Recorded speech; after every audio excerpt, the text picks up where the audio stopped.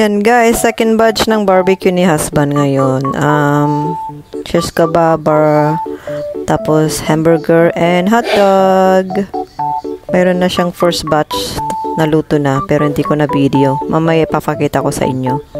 And guys, kaninang I think earlier on mayroong fog sa downtown area, pero ngayon clear na. The fog has lifted, so clear na siya, maganda na. Yan guys, magandang araw ngayon.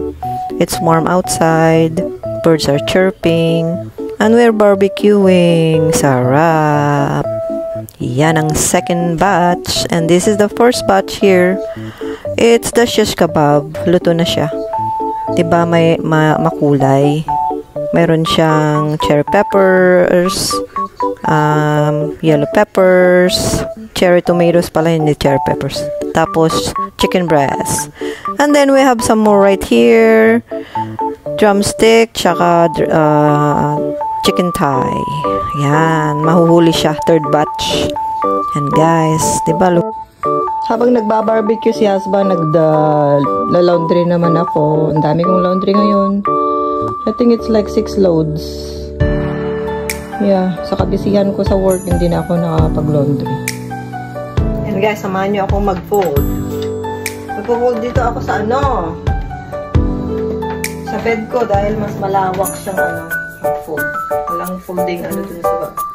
Sa baba may folding table pero maliit. Pakita ko sa inyo yung laundry namin sa baba. Mamaya, okay? Long weekend.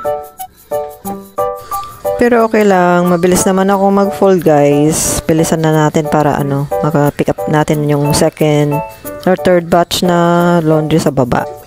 Darks and brights naman nandun sa baba. Pakita ko sa inyo yung laundry mat namin. Okay guys, tara na! Yan ang door namin, main door, and then yung hamper ko may wheels. Yan ang hallway namin. We have to go down the stairs. Napaka high. It's 4 flights of stairs. I go down, up and down. Kunin ko yung laundry ko. Yan, tara guys. Yan yung stairs namin na it keeps me fit and thin. I don't need to do diet. Dahil yan ang everyday na exercise ko, up and down. Wala kaming elevator. So yan, it keeps me fit. Anyways, tara na. Baba na tayo. Okay. Yan. Yun na guys, nandyan na tayo sa laundry mat namin. Electrical room noon yan, pero renovate nila. Ginawa nila lang laundry mat. Yung laundry mat namin noon, ginawang bachelor na, pinapaupahan na. Ngayon, nandito kami sa napakaliit na laundry mat. Tingnan ninyo. Yan.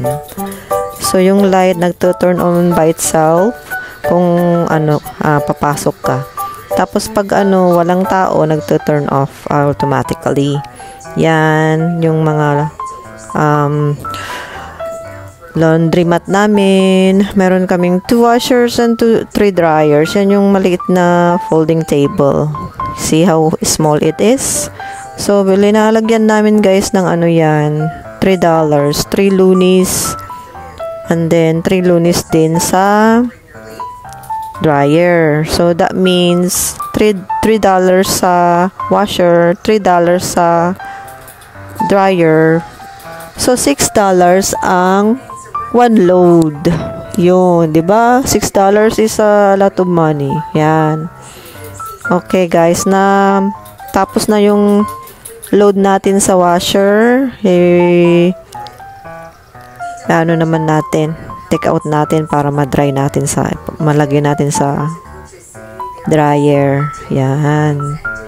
Bilisan natin, mas marami pang loads natin. I think I have like 3 more loads. Yan guys, dyan ako lalagay ng sabon, nilalagay ko sa bucket with water para hindi clumpy yung detergent na ilagay sa wash. Yan guys, ganyan ko ginagawa. Then, I'll put it there. Tapos, lagay ko yung laundry. Yan, nasa dryer na tayo. Tinitikaw natin yung load sa dryer. Ang dami, man. Oh my God. Ang dami, oh. Diba? Yung small na folding table, it's not enough. Tapos yan, mayroon na ba yan sa Pilipinas? Yung dryer sheets ang tawag. Fabric softener. Bounce ang tawag. Meron ding fleecy, brand, ganun. Bilisan na natin. Yan guys, marami pang gagawin. Thank you for watching, joining me doing my laundry. Have a good day!